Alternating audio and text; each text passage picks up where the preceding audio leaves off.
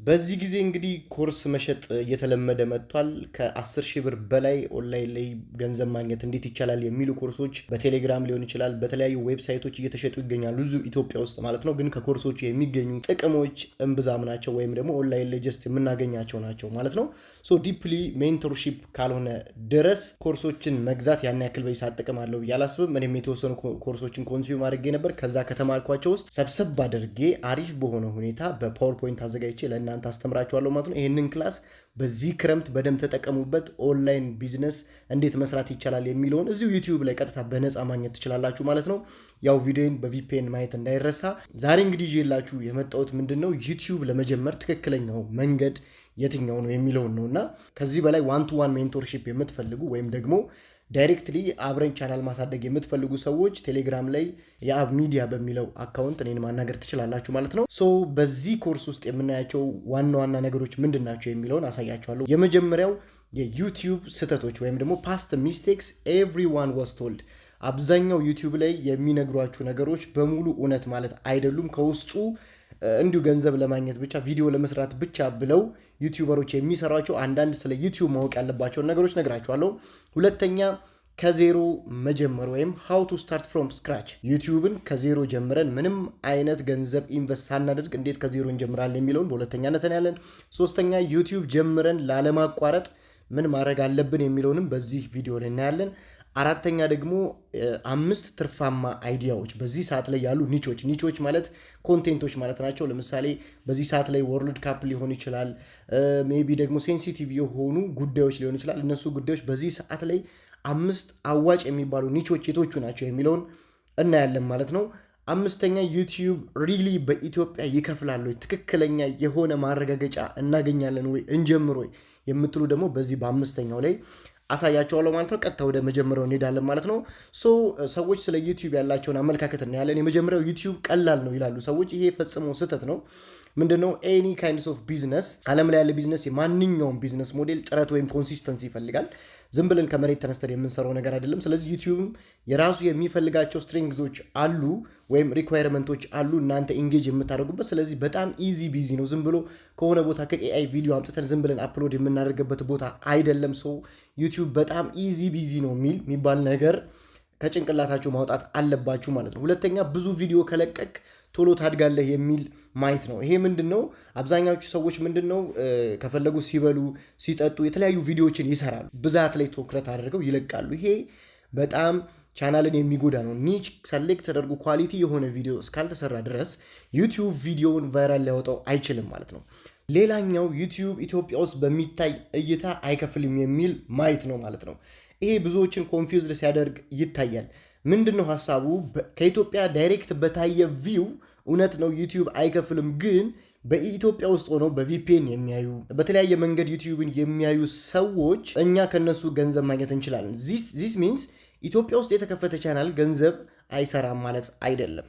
ኦኬ፣ ብዙዎች ኢትዮጵያ ቻናሎች በጣም ብዙ የሚባል ገንዘብ ያገኛሉ። ስለዚህ ዋናው ነገር ምንድን ነው? ኢትዮጵያኖች ዳይሬክትሊ ቪፒኤን ሳያበሩ የሚያዩት ቪው ዛት ማች ከረቨኑ ጋር ሪሌትድ አይሆንም ነው እንጂ ኢትዮጵያ ውስጥ ቻናል መክፈት ዋጋ የለውም ማለት ወይም ደግሞ ኢትዮጵያ ኮንቴንት መክፈት ዋጋ የለውም ማለት አይደለም። ስለዚህ ይህም አንድ ስህተት ነው። የመጨረሻውና አራተኛው ደግሞ ካሜራ ከሌለ ወይም ሰምቲንግ ጥሩ ስቱዲዮ ከሌለ ዩቲዩብ መጀመር አትችልም የሚል አስተሳሰብ ነው። ይህም በጣም ስህተት ነው። ምክንያቱም አብዛኞች ይሄ በጣም ትላልቅ ኮንቴንት ክሬተሮች አሁን ላይ ዩቲዩብ ውስጥ በስልካቸው ብቻ ነው የጀመሩት። እኔ እንኳን ወደ 19000 ሰብስክራይበር እዚህ ዩቲዩብ ውስጥ ያገኘሁት በአንድ ስልክ ወይም ኢንፊኒክስ ስማርት 5ን ለረጅም ጊዜ በመጠቀም ነው። ስለዚህ አንድን ስልክ በመጠቀም ብቻ ዩቲዩብ ምን ማድረግ ይቻላል? መጀመር ይቻላል። ከዛ ክፍያ ሲጀምርላችሁ ኢምፕሩቭ እያደረጋችሁ ጥሩ ስልክ እየገዛችሁ ትሄዳላችሁ ማለት ነው።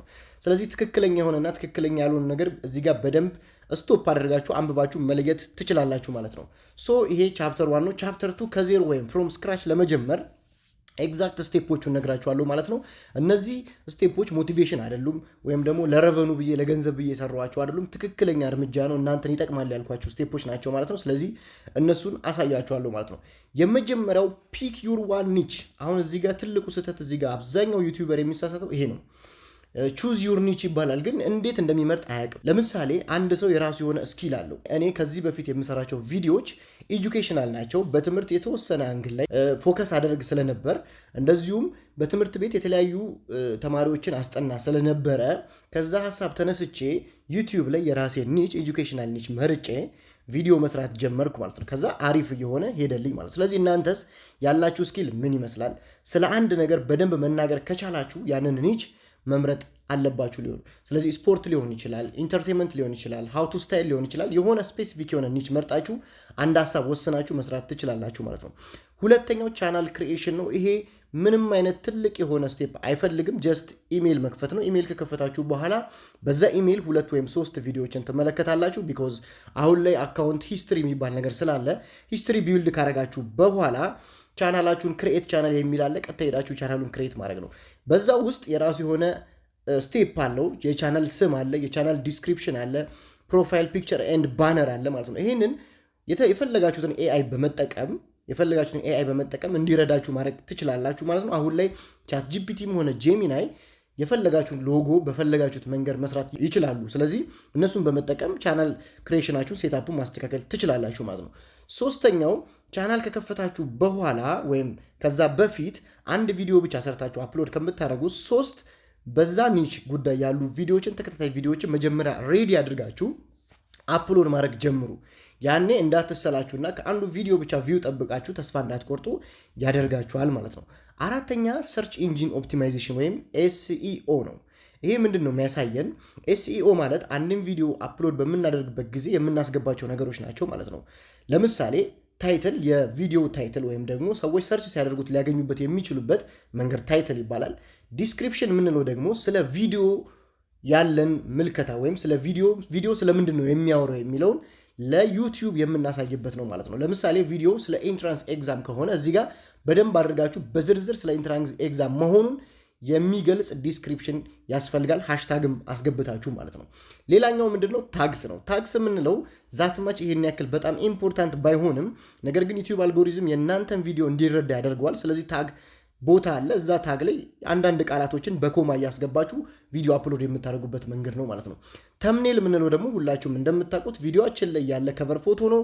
አይካች መሆን አለበት። ሰዎች ያንን አይተው መንካት አለባቸው። ሶ ተምኔል ላይም ወደፊት ስለምንማማር ችግር የለም። ስለዚህ እነዚህ ናቸው አንድን ቪዲዮ ቪዚቢሊቲውን ወይም መጨረሻ ላይ ፐብሊክ ሆኖ ሰዎች እንዲያዩት የሚያደርጉት ማለት ነው። አምስተኛ ስኬጁል ነው። ቪዲዮአችሁን በሳምንት 3ም ሊሆን ይችላል፣ አንድ ጊዜም ሊሆን ይችላል። በዛ እቅድ አድርጋችሁ ስኬጁል ማውጣት ነው። ከዛ በኋላ ኮሚኒቲ ቢልድ ስታደረጉ ወይም ሰዎች የእናንተ ቪዲዮ ውስጥ እየገቡ ኮመንት ሲጽፉ ከተለያዩ ቻናሎች ጋር ኮላቦሬት ስታደረጉ እነዛም በሙሉ ኢንጌጅ ስታደርጉ አልጎሪዝሙ ይሄ ሰውዬ በቃ ሪል ነው ማለት ነው፣ ቪዲዮዎችን ጥሩ አድርጎ ክሬት ሊያደርግ የመጣ ክሬኤተር ነው ብሎ የእናንተን ቪዲዮዎች ለሰዎች ቫይራል በማውጣት ሪዋርድ ይሰጣችኋል ማለት ነው። ሶ ፍሮም ዚሮ በጀት ሴትአፕ ምን ያስፈልጋል? በአንድ ስልክ ወደ ፕሮፌሽናል ዩቲዩብ ቻናል ለማደግ ምን ያስፈልጋል የሚለውን ነው። አሁን ላይ ምናልባት ካሜራ የምትቀርጹ ከሆነ በሁለት ነው የሚከፈለው ቪዲዮ፣ ፌስለስ እና ፌስ ፊታችሁን እያሳዩ የምትቀርጹት ቪዲዮ ማለት ነው። ስለዚህ ፊታችሁ የሚቀረጽ ከሆነ ትንሽ የሻል ያለ ካሜራ ቢሆን የተሻለ ነው፣ ስልኩ ማለት ነው። የስልኩ ካሜራ ሻል ያለ ቢሆን የተሻለ ነው። እንደዚሁም ደግሞ ዋናው ነገር ምንድነው? ድምፅ ነው። ድምፃችሁ በደንብ ሊሰማ ይገባል። ኤርፎናችሁን ለመጀመሪያ ጊዜ መጠቀም ትችላላችሁ። ምክንያቱም ጥሩ የሆነ ኦዲዮ ጥሩ ከሆነ ቪዲዮ ስለሚበልጥ ማለት ነው። ናቹራል ላይት ያሉባቸው ወይም ደግሞ እኔ እንደምጠቀመው እንደዚህ እንደ ሪንግ ላይት በመጠቀም ጥሩ የሆነ ስቱዲዮ በቀላል ብር ሴታፕ ማድረግ ትችላላችሁ ማለት ነው። ከዛ ቪዲዮአችሁን በካፕከት ኤዲት ታደርጋላችሁ። ተምኔል በካንቫ ትሰራላችሁ። ከዛ በኋላ አናላይቲክስ ማለት ነው። አናላይቲክስ ብዙ ጊዜ ሰዎች ትወዛገባላችሁ። በሆነ በምግብ ቤት አድርጌ ላሳያችሁ። ለምሳሌ የሆነ ምግብ ቤት ከፈታችሁና ሰዎች የእናንተ ምግብ መመገብ ጀመሩ እንበል። ከዛ በኋላ እናንተ ቤት ውስጥ ቁጭ ብላችሁ ብራችሁ መመንዘር ወይም ደግሞ ብራችሁ መቀበል ብቻ አይደለም። ወጥታችሁ ምግቡ እየተበላ ነው ወይ? ምን ያክል ሰዎች ተደጋግመው ወደ እኔ ምግብ ቤት እየመጡ ነው ወይ? ከዛ በኋላ ምግብ እየበሉ የሚሰጡት ሪያክት ምን ይመስላል የሚለውን ወጥታችሁ ምግብ ቤቱን ታያላችሁ ማለት ነው። ሶ አናላይቲክስ ማለት ይሄ ነው። ዩቲዩብ አናላይቲክስ ወይም ደግሞ ለዩቲዩብ ክሬተሮች ብቻ እየተዘጋጀው ዩቲዩባቸውን የሚከታተሉበት አፕሊኬሽን።